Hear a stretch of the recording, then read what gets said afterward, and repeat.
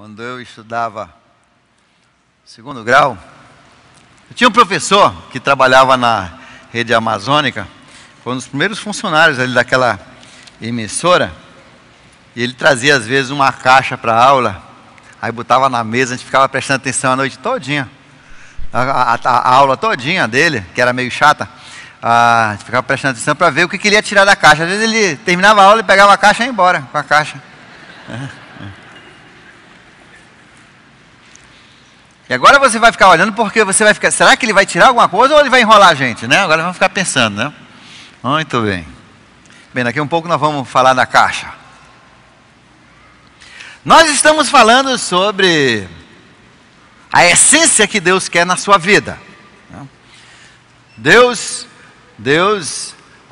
fez você com essa moldura bonita, né? Algumas molduras mais bonitas do que outras, né? Olha para a pessoa do seu lado. Diga assim, pô, a tua moldura é bacana, hein?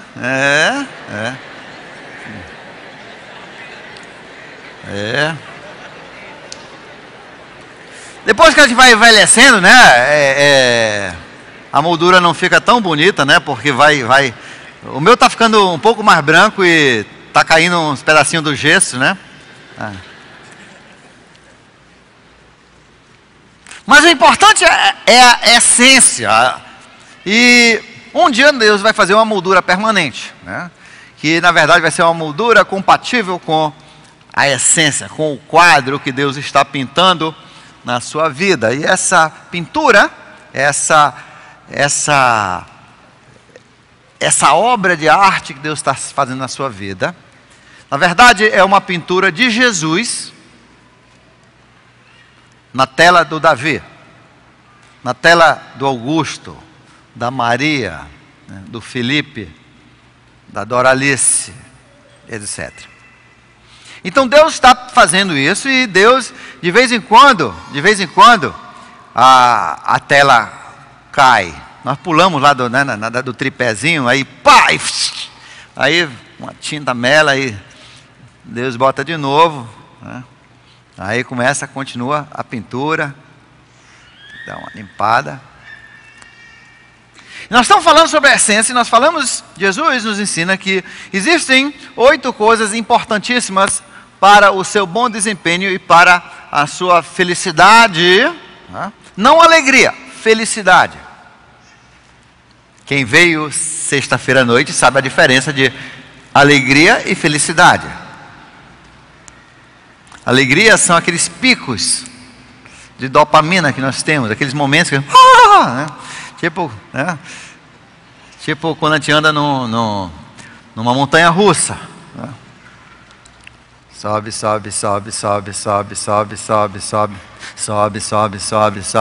Aí chega lá e... é um momento de alegria, aí acaba, né? E para ter momento de alegria, tem que ter também momento de tristeza. Senão não existe uma referência. Então por isso que eu não sei se eu quero muita alegria na minha vida, porque para ter muita alegria você tem que ter muita tristeza.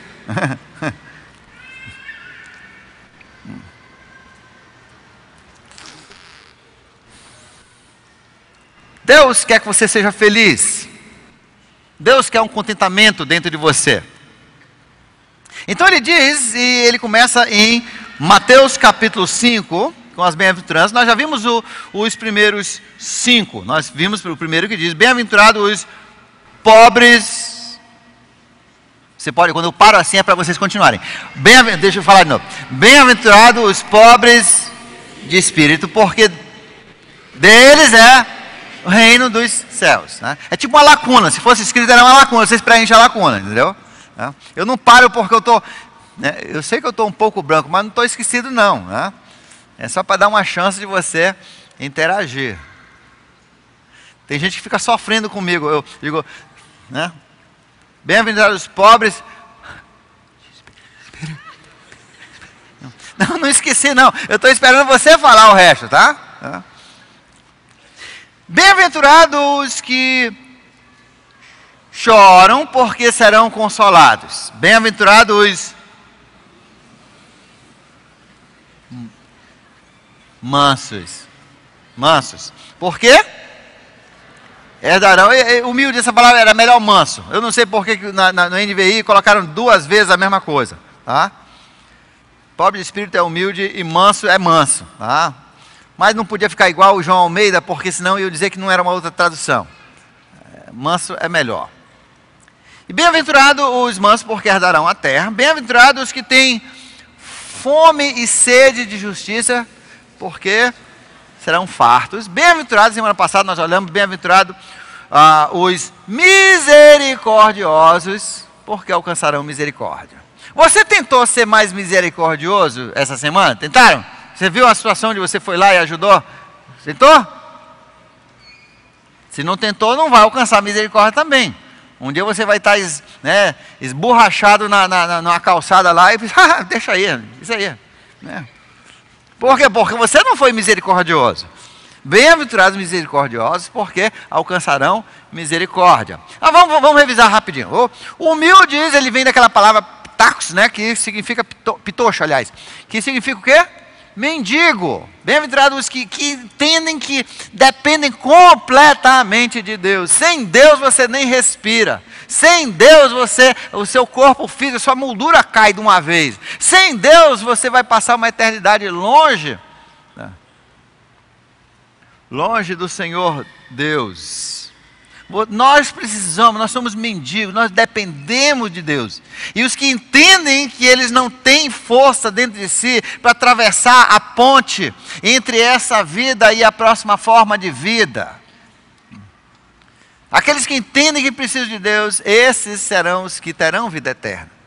Os que acham que estão bem, é esses que estão mal. Segundo, bem-aventurados os que choram. Aí nós falamos, aqueles que riem agora, vão chorar depois. Os que choram agora, vão rir depois. Então é melhor você passar a sua vida toda. Hoje à noite mesmo estava conversando com alguém e expliquei. Na verdade, por mais que às vezes as dificuldades venham em nossas vidas, né, se elas nos levam para Deus, nos levam a conhecer Deus, nos levam para a salvação, por mais que a gente chore nesse mundo, por dificuldade, por criação, por abuso que as coisas acontecem, se isso nos leva a Deus, um dia nós vamos rir muito. Mas para muitas pessoas que aqui na vida não tiveram muita dificuldade, foi uma vida muito boa, muito regada, e nunca entenderam a sua necessidade, nunca entenderam a questão do pecado, nunca entenderam essas coisas do Espírito, um dia vão se deparar com o julgamento e depois disso uma eternidade longe de Deus, da sua criação, do seu poder, de tudo que Ele criou no grande buraco negro, o lago de fogo. Terceiro, bem-aventurados mansos, nós falamos que mansidão é aquela questão de você não ficar cobrando seus direitos, de você não ter um espírito vingativo, de você ser gracioso, de você ser uma pessoa generosa. Porque nós só podemos ser assim quando nós entendemos que nossa vida é do Senhor. Você não mexe com o Filho de Deus sem pagar caro. A justiça de Deus, a Bíblia diz, pode aparentar que demora, porque o relógio de Deus é outro. Mas vem tão certo como o sol nasce. Né? E você paga, a demora dele só significa que você vai pagar com juros. Entendeu? Ele diz, acerte o mais rápido possível os seus erros. Beije rapidamente o filho antes que tu caias na mão do juiz. Porque senão a pena aumenta. Então, nós podemos viver vidas tranquilas, desestressadas. Calma, Maria, calma. Nós podemos viver essa vida mais tranquila. Por quê? Porque nós pertencemos a Deus. Né? Nós não precisamos estar ali defendendo o nosso pedacinho de chão toda hora, brigando, feito animal, feito cachorro, né? Quando tem só um osso e 2 cachorros, aquela briga feia. Porque nós pertencemos a Deus, nós somos dele, o que nós temos é dele. E ele há de nos defender, e tem mais Jesus, e nosso advogado, o pai dele é o juiz, e eles são assim. O cara que mexer com o Filho de Deus está lascado. Tá. ele pode achar que está levando a vantagem, mas no final vai se dar muito mal. Então por isso a gente pode descansar no Senhor. Nós falamos também sobre a questão dos que têm fome e sede de justiça. E fome e sede de justiça significa o quê mesmo? Que eu não me esqueci? Significa o quê? Desse lado aqui, fala comigo. Vontade de acertar. É a vontade de acertar. Às vezes a gente até erra, mas é aquela vontade de acertar. Aquela vontade que o Espírito nos dá de acertar, de acertar, de não querer errar. Tá? Que vem do Espírito. Bem-aventurados que têm essa fome e sede de justiça. Ele não falou a pessoa que não tem fome e sede. A pessoa que não tem fome e sede de justiça é porque já conseguiu tudo. Está farto. Não, tem fome e sede de justiça. Você erra, mas você não queria errar. Você quer ter uma vida agradável e perfeita diante do Senhor. Falamos também da questão dos misericordiosos semana passada. E hoje nós queremos falar sobre os puros de coração. Leia comigo o verso 6. Né? Bem-aventurado os puros de coração, pois verão a Deus. Verso 8, tá? Mais uma vez que eu não ouvi ninguém lendo. Bem-aventurado os puros de coração, pois verão a Deus. Duas coisas importantes aqui. Um, puro de coração. Segundo, verão a Deus. O que significa isso? Primeiro vamos falar um pouquinho sobre pureza de coração. Eu quero convidar alguém que não esteve no primeiro culto, algum garoto de 7 ou 8 anos, tá bom? Que não esteve no primeiro culto. Ótimo.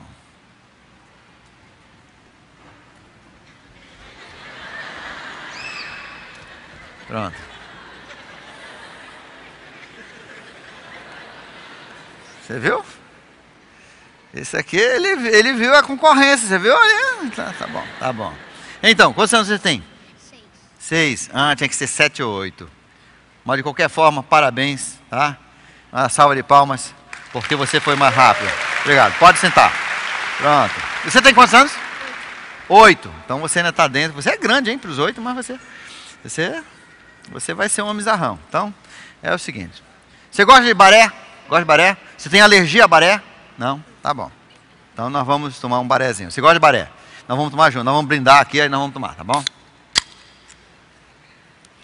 Pegar um copinho aqui para você.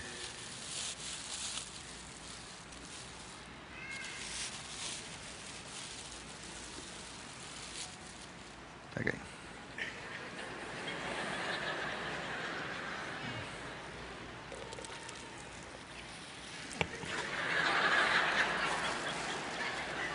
Eu tenho outro copo. Você prefere esse? Prefere esse? Então pronto. Tá bom, eu fico com esse daí então. Pronto.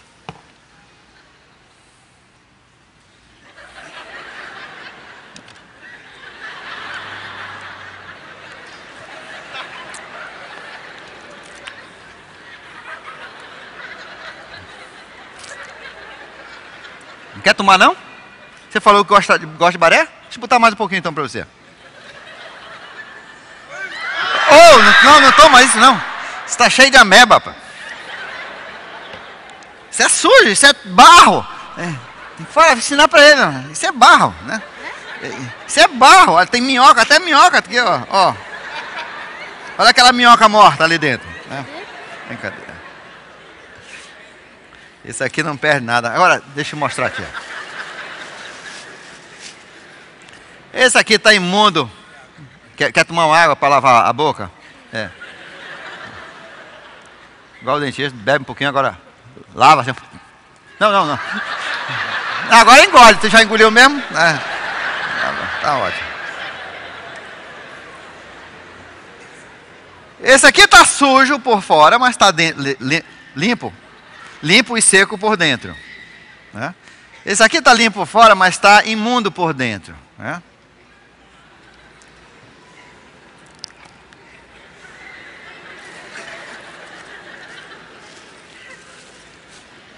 Depois você compra uma bebicida para ele. Esse aqui era melhor, não era não? Esse era ideal, não era não? Não era melhor do que esse? E quando Deus toma Guaraná conosco, esse é para você tomar, aí no final você me devolve só o copo. Parabéns, salva de palmas para ele.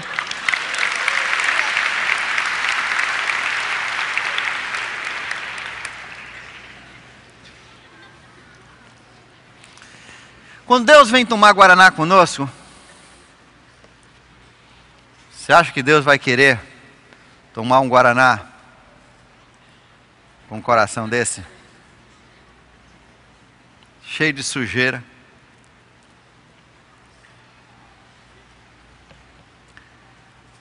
Puro de coração significa que você está limpo por dentro. Jesus falou para os fariseus, diz, vocês são como sepulturas bonitas, todas bonitas por fora, e dentro está cheio de osso e carne podre. Eles não gostaram muito do comentário de Jesus. Mas Jesus estava falando a verdade, e eles eram pessoas que cuidavam do exterior, todo bonitinho, mas dentro estavam podres. Tipo aquele homem que fala coisas bonitas e românticas para a esposa, e diz como ele gosta dela, mas está transando com outra, tem outra mulher, né? Na outra parte da cidade. Tem alguma mulher que gostaria de casar com um cara desse? Gostaria de ter esse como o seu? Ou seja, essas sujeiras interiores, elas criam uma barreira entre comunhão conosco e com Deus. Essa palavra pureza de coração vem da palavra cataro, que da onde vem catarro. Da onde vem, né? Catarro. O que é catarro? Você já parou para pensar o que é catarro? A gente pensa assim, ixi. Mas, na verdade, catarro é uma boa palavra. Não é uma boa palavra? Porque catarro significa expurgar, né? Aquelas bactérias vêm e atacam o seu pulmão, ou um vírus, e então aquelas células do seu corpo, os anticorpos cercam e criam, eles morrem lutando para você sobreviver. E a gente não faz nem festa para os heróis, porque são amarelos e são chamados de pus e catarro. Mas são os heróis que deram a vida por você. São células que morreram lutando para englobar e matar e acabar e comer aquele inimigo que estava querendo destruir a sua vida. Aí você expurga, catarro, você tira, ele expurga, ele tira, ele limpa as bactérias, ele tira as coisas nocivas de dentro de você. Uma outra palavra que vem da mesma origem é castidade. Já ouviram falar? Castidade, né? Pureza, casto. Então essa palavra no grego, essa palavra que Jesus usou, significa justamente casto, que tem três sentidos na verdade. Primeiro tem o sentido de purificar, de tirar as coisas que são imundas. O primeiro sentido é de botar no fogo para matar as bactérias, ou botar no fogo para limpar os metais. Por exemplo, o ouro, para você limpar, pegar o ouro 24, né? Quilates, né? Você põe no fogo, e as outras misturas que são colocadas para aumentar o volume do ouro, elas vêm para a superfície, eles tiram aquilo ali e o puro fica junto. Aí ele se agrega, fica junto. E ali é o ouro 24, é o ouro puro. E outros metais também, você tira e as coisas, as impurezas saem e são tiradas através do fogo. Também essa mesma palavra vem de podar. Você tem uma planta e você poda aquelas pontas, você tira parasitas como erva de passarinho, né? Sabe o que é isso? É é uma erva que mata, os passarinhos portam e ela vem pelo vento e começa a matar, ela sufoca, tem uma raizinha que ela vai matando, ela mata a planta, ela suga toda a força da planta. Então, o primeiro sentido é de purgar, é aquilo que essa semana, né, algumas semanas atrás, saiu uma reportagem sobre os tucumãs, né, os tucumãs aqui da nossa região. Foram feitas várias pesquisas, pegaram muitos lotes aqui da cidade e fizeram, todos os tucumãs, de todos os lugares que foram comprados, vinham com um pouco de matéria fecal. Sabe o que é isso? Matéria fecal? Matéria de cocô. Tá? Na verdade, não é só Tucumã. Se você fizer uma amostra, é alface, é tudo que você compra, inclusive carne. Inclusive carne no supermercado, todo bonitinho. Quase todo vem um pouquinho disso aí. Tá? Então você não tem que se apavorar, não. Você tem que fazer, você tem que preparar direito. Primeiro você tem que lavar bem, por isso você tira aquela cabecinha do tucumã, lava bem, bota assim um limpol, aquele sabão de prato, né? E aí muita água e você limpa. Se tiver muitas craterazinhas, muitas fissuras na pele, aí você precisa botar num cloro, numa água sanitária, uns 3, 5 minutos, depois lava de novo. Aí você pode comer com casca e tudo. Tá? Entendeu? Não faz mal. Tudo que você prepara, por isso que a carne tem que ser bem lavada, depois você tem que negócio de carne cru, não, você já sabe o que você está comendo. Tá? E é quase 100%, é muito difícil. Por quê? Porque o boi, aonde mata boi tem muito isso. Tá? Onde se planta verduras, adivinha o que é adubo? Adubo é titica de galinha. E quando é de galinha é de ser humano. Em alguns lugares usam isso. Então faz parte do processo. E você tem que ter essa limpeza, essa catarização. Entendeu? Você tem que limpar. E fala disso de você extrair o que adere, né, ao produto bom, você tem que tirar. Quando Jesus fala de pureza de coração, ele está dizendo que olha, vai aderir muita coisa no seu coração que não faz parte do coração e você tem que puxar, você tem que achar uma forma de tirar isso. Nós vamos falar no final, nós vamos encerrar a mensagem hoje. E como é que você pode desinfetar a matéria fecal do seu coração.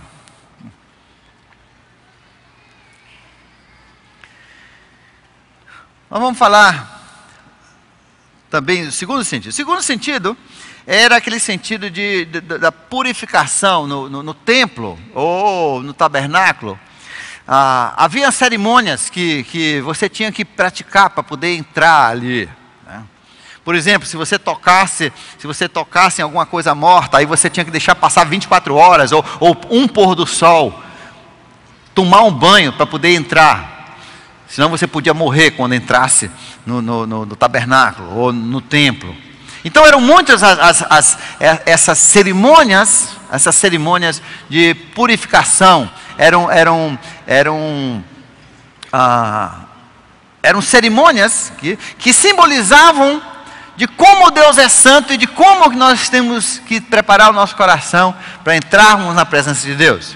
Ainda nesse sentido de pureza, também significa sem culpa. Deus quer um coração sem culpa, sem coisa suja, sem coisa ao que o espírito é alérgico. Alguém tem alergia de comida aqui? Você tem alergia de comida? Tem alergia? Você tem alergia a quê? Camarão. Meu pai também. Meu pai, como eu, camarão, ele morre. Morre mesmo. O coração para tudo e não dá tempo nem de levar no hospital. Minha mãe é alérgica a quase tudo. Eu fui criado com a mulher mais campeã das alergias do mundo. Né? Tudo é alérgica. Alergia a todas as frutas, praticamente. Eu acho que tem 3 frutas que ela consegue comer. E uma banana, leva para o hospital, na hora ela morre. Se chegar no hospital. Banana era o pior de todos. Né? Então, O que é alergia? Alergia, você tem alergia a uma coisa, às vezes, né, que parece tão gostoso, mas aquilo faz mal para você. O Espírito Santo que foi colocado em você quando você aceitou Jesus é alérgico a pecado. Não gosta, tem uma reação adversa, incha, fica ruim, né? Não se dá bem com o pecado. Então, pureza de coração é justamente limpar a nossa vida daquelas coisas ao que o Espírito é alérgico. O apóstolo Paulo diz que nós devemos de vez em quando testar a nossa vida para fazer, nós temos que fazer o teste para ver se o Espírito Santo está em nós. Tem igrejas que acham que o teste do Espírito Santo é falar em línguas. Não encontraram isso na Bíblia. Alguém inventou isso, mas não está na Bíblia. Não entenderam.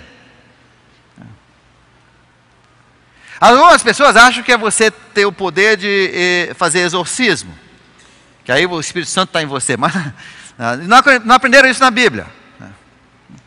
O teste que o apóstolo Paulo fala é o teste da alergia do pecado. Quando você peca, você se sente bem?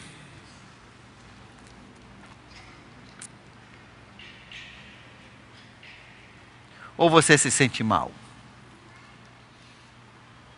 Quantos já pecaram? E você olha assim ali, você olha assim, puxa vida, aquele pecado é tão gostoso, né? Você acha que vai ser gostoso. É tipo ontem à noite. Ontem à noite eu fiz meu exercício, estava numa forma tremenda, me olhei assim no espelho. Cara, os meus músculos daqui estão subindo para onde devem ficar, né? Estão voltando à forma. Aí eu comi só fruta, tomei um chá. Eu estava assim me sentindo o máximo. Quando de repente uma vizinha chegou com um prato de doces, mandado lá da Paula, né? A Paula que tem aquela doceteria fantástica, né?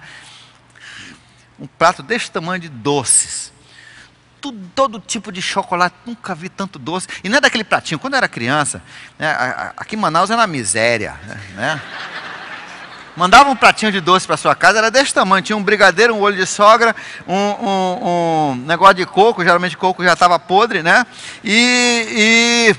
Às vezes tinha um pedacinho de bolo duro. Isso aí era o prato que mandava, deve ser para sua mãe, né? Esse era aquele negócio. Não, isso aqui era um prato, era uma bandeja. Chegaram com uma bandeja lá em casa, né? Eu já estava bem satisfeito. Antes, aí eu pensei, puxa vida, eu não devia comer. Isso vai detonar todo o exercício que eu sofri à tarde para fazer. Todo o meu esforço. Eu vou só provar um pouquinho. Aí eu provei um pouquinho.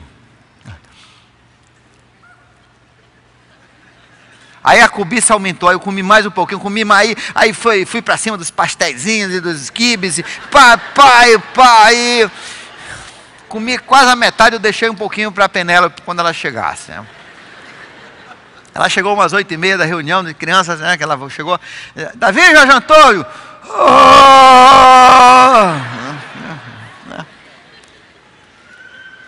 Os meus olhos, meus desejos queriam, mas depois me arrependi. Assim também às vezes, né? O pecado, você sabe que aquilo vai fazer mal.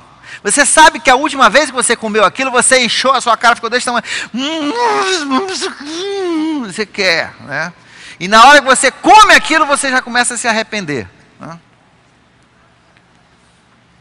E quando você está no hospital todo inchado, é que você está se arrependendo mesmo. Né? O teste do Espírito é assim, né? Você se arrepende quando você peca? Você pode até querer, você vai botando na boca e você já vai inchando assim, o Espírito já vai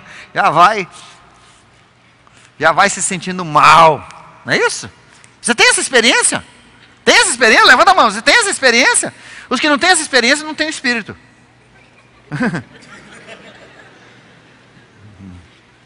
É o que a Bíblia diz. O Espírito é alérgico ao pecado e por isso Deus diz, você é feliz quando você consegue expurgar, tirar do seu coração esses pecados. Porque muitos pecados, só quem vê é a pessoa e Deus. Muitos pecados são como esse copo aqui. Você chega na igreja, da nova, não, aquele pessoal lá é muito bom. Valeu, Deus. É pastor de lá. Mas se por dentro está assim, você não enganou ninguém e Deus é alérgico a isso. Né? Deus é diferente do meu amigo, ele não toma isso aqui.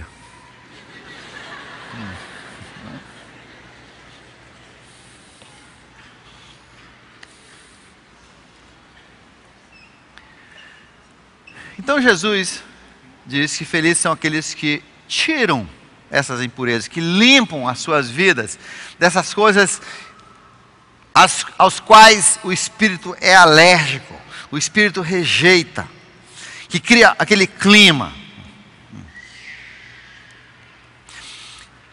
Em João capítulo 13, verso 10, você se lembra logo antes, na noite antes de Jesus morrer na cruz do Calvário, ele foi lá com ele ia tomar a ceia com os discípulos e lá na hora da ceia ele botou um avental, uma toalha e pegou uma bacia de água e começou a lavar os pés dos discípulos. Estão lembrados dessa passagem? João 13. Se não tiver lembrado, então você precisa reler ou ler pela primeira vez. João 13.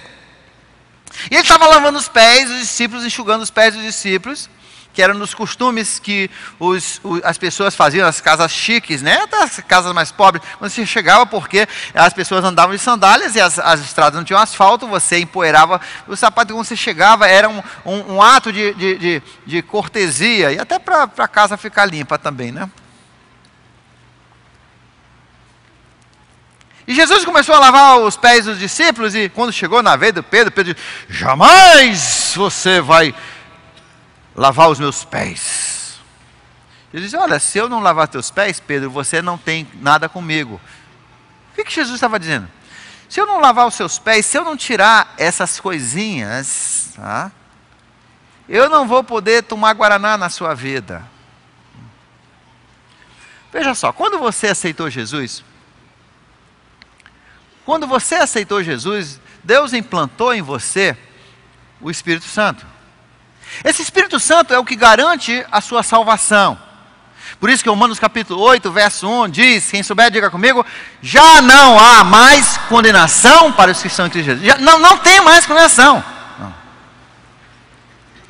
O apóstolo Paulo diz, é o depósito, o Espírito Santo é o depósito garantindo a nossa vida eterna. Por isso que Lucas diz assim, esses já não podem mais morrer.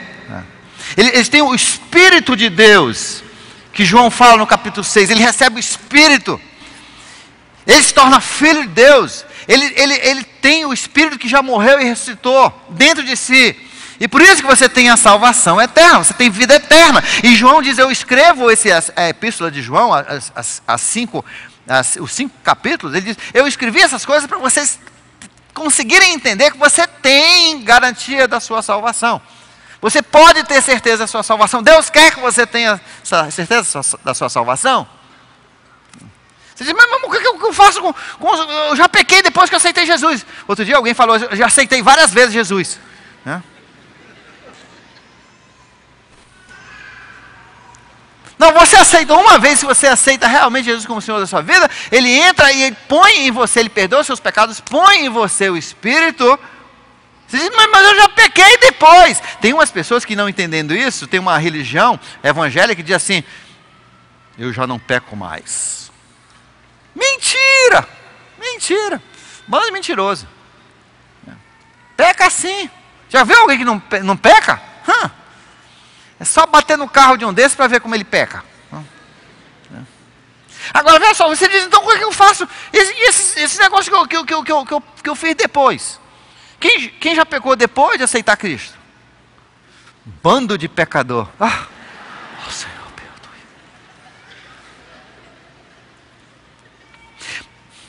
Quando eu aceitei Jesus, eu era bem jovem e eu comecei a fazer essa pergunta. Sim, esses pecados, se eu aceitei Jesus e agora eu estou pecando e Ele morreu, a Bíblia diz lá em Hebreus, Ele morreu uma vez por todas. Né? Eu estou lascado. vou para o inferno. Tem gente que acha que pode ir para o inferno depois que aceitou Jesus. Né? Chama-se perder a salvação. E eu, com medo de perder minha salvação, então eu passei a criar uma prática, porque os meus colegas iam lá para o padre e confessavam. Né? Confessavam, fiz isso, fiz aquilo, ele fazia as perguntas, fiz isso, fiz aquilo, está perdoado, vai rezar 3 Pai Nosso e duas Ave Maria e lá, entendeu como era a coisa, e ficava bem. Só que meus colegas, eles iam uma vez por semana, uma vez por mês, entendeu? E eu tinha muito pecado. O meu tinha que ser todo dia, aliás, o meu tinha que ser toda hora. Porque eu tinha consciência de que o meu pecado, a maioria do meu pecado, grande parte, era aqui dentro. Aí eu adotei um confessionário ambulante. Eu passava o dia, Senhor, me perdoe os meus pecados, por tudo que eu cometi. Esse pecado que eu terminei de cometer, me perdoe, esse pecado. Eu não tinha tempo nem para comer, porque eu só estava pedindo perdão. Eu até pensei em passar, né, e morar no mosteiro, daquele onde o pessoal fica lá.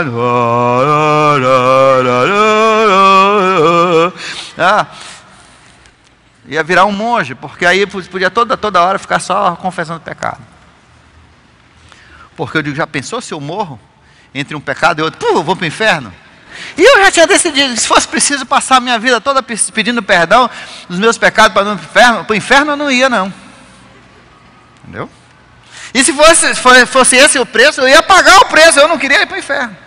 Onde eu entendi que não era nada disso. Eu entendi o que Jesus fez ali naquele dia, onde ele disse, Pedro, se você não deixar eu lavar seus pés, você não vai ter comunhão comigo, você não vai ter participação comigo. Aí o Pedro, maluco como ele era, disse, então me dê um banho. E Jesus disse, você não precisa de banho, você já tomou banho, você só precisa lavar os pés. Ou seja, uma vez que você aceitou Cristo, os seus pecados foram todos perdoados. Os seus pecados passados, presentes e futuros. Aliás, quando Jesus morreu por você, todos os seus pecados eram futuros. Ele pagou todos os seus pecados, até os pecados que você não vai pecar. Ele pagou. Alguém disse, inclusive eu li um e-mail agora, semana passada, quer dizer que agora eu posso pecar à vontade?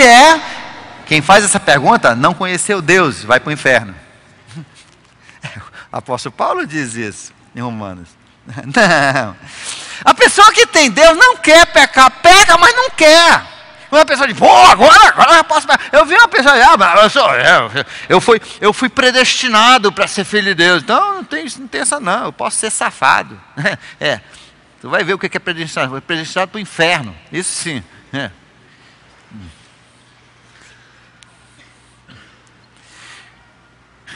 Então Jesus pagou todos os seus pecados, mas sabe como é que é quando você casa? Quantos aqui são casados? É uma maravilha, você casa, a lua de mel, tá tão legal, e tão romântico. Aí depois de uns 2 dias já vem a primeira briga, né? Às vezes até no primeiro dia já, né? Às vezes na primeira noite já tem a primeira briga.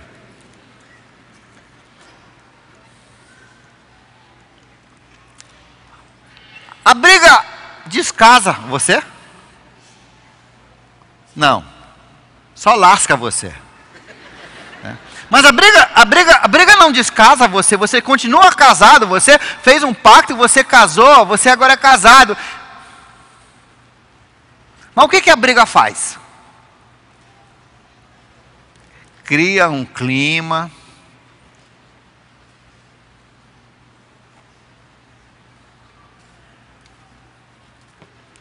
Cria uma situação onde ela está com a cara para lá, ele está com a cara para cá. E só vão. É preciso casar de novo? Para voltar a união? Para voltar o beija-beija? Oba-oba?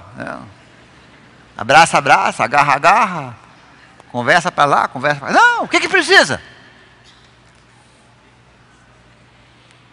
Tem que haver um pedido de desculpa, de perdão, chorar um pouco, aí fica tudo bem. Então, essa pureza de coração que Deus fala aqui, Jesus fala, primeiro sim, você tem que ser lavado pelo sangue de Cristo. Você tem que entregar a sua vida a Jesus, crendo nele como Salvador, na obra dele, na cruz do Calvário, a sua ressurreição posterior, 3 dias. E você tem que crer e entregar a sua vida para ele ser o Senhor da sua vida. E a Bíblia diz que quando você crê e pede para ele ser o Senhor da sua vida, o chefe da sua vida, o Espírito entra em você, perdoa os seus pecados, você se torna filho de Deus. E você não pode mais morrer. Mas ainda pode ter climão. Quando você peca, quando a sua alma está cheia de culpa e frustração e raiva e outras coisas erradas que você fez, Deus não vem tomar guaraná com você. Você não deixa de ser filho, mas Deus não toma guaraná e por isso você não vê Deus. Ver Deus é essa comunhão. Esse ver Deus vem de uma palavra que significa experimentar, sentir, ver como é que é. É experimentar, provar Deus. Ter experiências com Deus. E tem cristão que não tem experiências com Deus porque estão assim por dentro. São copos? São. São filhos de Deus? São. Mas dentro está assim e Deus não vem tomar guaraná com você. Então Jesus nos deu 2 coisas que podem limpar o nosso coração. Primeiro, chama-se confissão. Confissão é um instrumento que Deus deixou para os seus filhos para poderem desempoeirar, lavar aquele sujo nos pés. Pode desempoeirar os pés, é aquilo que Jesus fez para Pedro e para os outros discípulos. Para voltar à comunhão, porque quando você peca, depois de ser filho de Deus, aí fica aquele clima e Deus não vem tomar guaraná com você. Você se sente longe de Deus. Você sente que Deus não está ouvindo suas orações. A sua vida fica um pouco inquieta. E para voltar à comunhão, você tem que pedir perdão de Deus, confessar. E 1 João capítulo 1, verso 9 diz, se confessarmos o nosso pecado, Ele é fiel e justo para nos perdoar de todas as nossas impurezas. Ele limpa, Ele perdoa e volta à comunhão, às vezes chora um pouquinho, não é isso? Não é assim que você faz? A gente confessa, a gente chora um pouquinho, às vezes um pocão. Né? Aí Deus vem, e agora de copo limpo Ele toma guaraná de novo, e a gente experimenta Deus. A gente tem aquelas experiências, a gente ouve Deus falar conosco, a gente vê Deus trabalhando em nossa vida, trabalhando a nosso favor.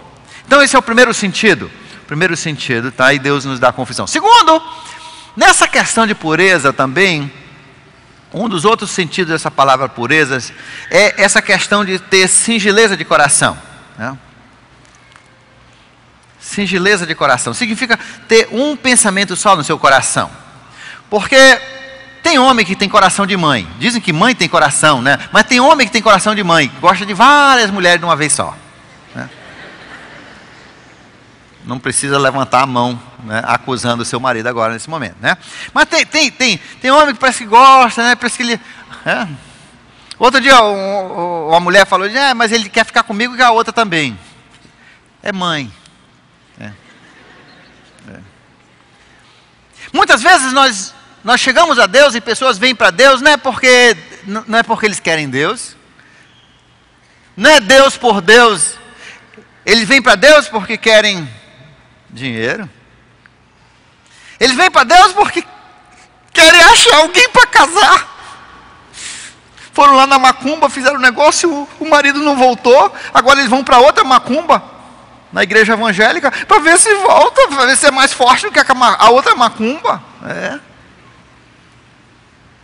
Na verdade, eles vêm com motivos ulteriores, ou seja, outros. Eles vêm com segundas intenções. E eis o perigo de muitas igrejas evangélicas que oferecem prosperidade e solução para os seus problemas românticos e problemas de saúde e problemas disso, problema daquilo. O problema é que muitas vezes isso atrai as pessoas que não estão em busca de Deus por Deus, mas estão em busca de Deus pelas suas vontades. E Deus quer que a gente tenha singeleza de coração. Deus é como aquela mulher ou aquele homem que quer que você o ame ou a ame por quem ela ou ele é. Porque tem mulher que quando vai decidir assim no marido, o rapaz chega assim e diz: eu acho você muito bacana, muito bonita, eu me interesso em você e eu gostaria de propor um namoro, noivado e casamento, né? Gostaria, eu acho você interessante, eu acho que seria bom passar a vida com você. E a menina, sendo muito espiritual, diz assim: deixa eu orar, eu tenho que orar. E para eu orar direito, eu preciso de algumas informações. Você poderia me mostrar a sua conta bancária? Me mostre, por favor, também os seus cartões de crédito. Qual é o ano do seu carro mesmo? Né? Porque eu preciso de informações para ajudar na minha oração. Né? Um dia desse uma senhora disse assim: pastor, eu não vou mentir não. Eu quando me casei com ele, eu sabia que a gente não era muito, né, muito bom um para o outro, mas eu fiz os cálculos. E os cálculos eram bons. Né? Então eu arrisquei.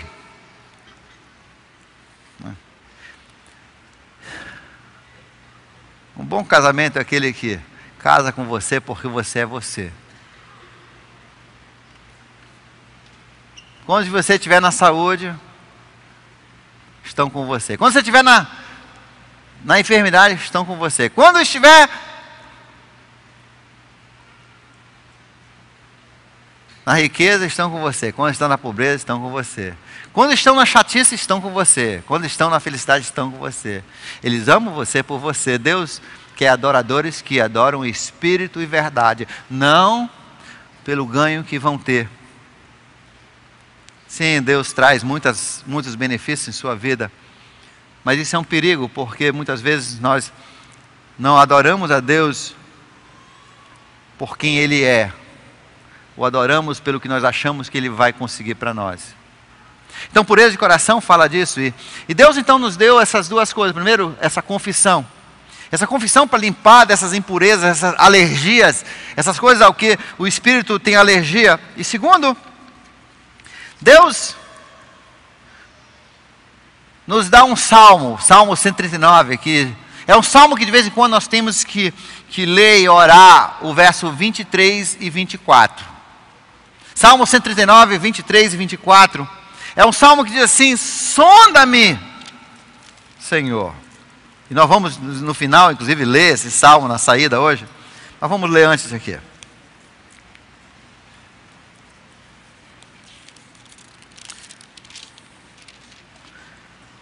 Salmo 139, verso 23 e 24. Diz assim: sonda-me, ó Senhor, conhece o meu coração, prova-me. E conhece as minhas inquietações, vê se em minha conduta algo te ofende, e dirige-me pelo meu caminho eterno. Jó disse: Deus, ainda que você tire tudo de mim. Quando seus amigos, sua mulher dizem: amaldiçoe Deus e morra. Ele: ainda que Deus tire tudo de mim, eu ainda o adorarei. Deus está em busca de pessoas que o buscam por Ele ser Deus. Ainda que não haja nenhum benefício, o buscam por Ele ser Deus. Quererem conhecer a Deus, quererem ter comunhão com Deus. De vez em quando a gente tem que sondar na nossa religiosidade, na nossa religião. Nós temos que parar e sondar e orar essa oração: Senhor, por que eu te amo?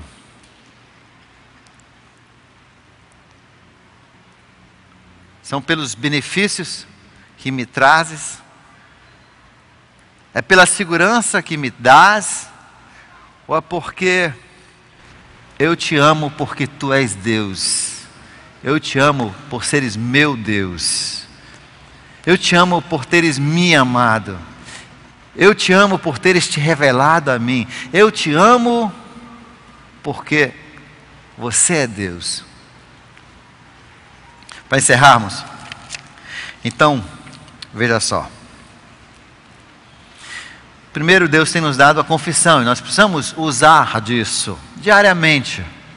Inclusive, Jesus, quando ensinou os seus discípulos a orar, ele disse que sempre na sua oração você precisa: Senhor, perdoe as nossas falhas desse dia, nos perdoe, né, os nossos pecados desse dia, essas falhas com Deus, os lugares onde nós desagradamos a Deus, né, para manter sempre um clima onde Deus queira vir tomar Guaraná conosco, onde nós possamos experimentar esse relacionamento com Deus.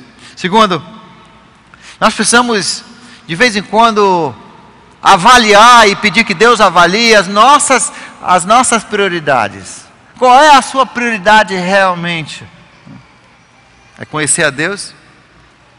E se para amar a Deus de todo o coração for necessário Ele te colocar num leito de enfermidade, você aceita?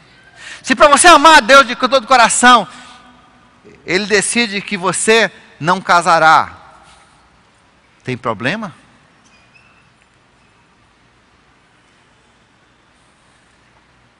De vez em quando nós temos que parar e analisar e avaliar nosso coração. Por que nós amamos a Deus? E finalmente, no Salmo 119, versos 9 a 11, o salmista diz assim: como é que o jovem pode manter puro o seu coração? Como é que eu posso manter puro o meu coração? Eu confesso sim, mas surge de novo: como é que eu posso purificar o meu coração? Atendendo conforme a tua palavra guardei no meu coração, para não sujar meu coração, para não pecar contra ti. Efésios capítulo 5, verso 26 diz que nós lavamos, é pela lavagem da palavra.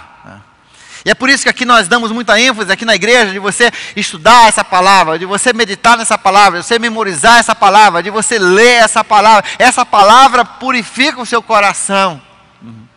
Eu já descobri que em épocas que eu estou tendo muita tentação e eu estou atordoado e começa, né, o negócio começa a ficar assim. Eu já descobri que só em sentar por uma hora e ler essa palavra, eu saio de lá diferente. Essa palavra lava o nosso coração. Ela tira aquelas coisas, ela solta aquelas coisas ao que o Espírito é alérgico. E a gente sai de lá renovado no Senhor, com uma nova disposição, pronto, tá, para sermos um copo limpo, onde Deus pode tomar Guaraná conosco.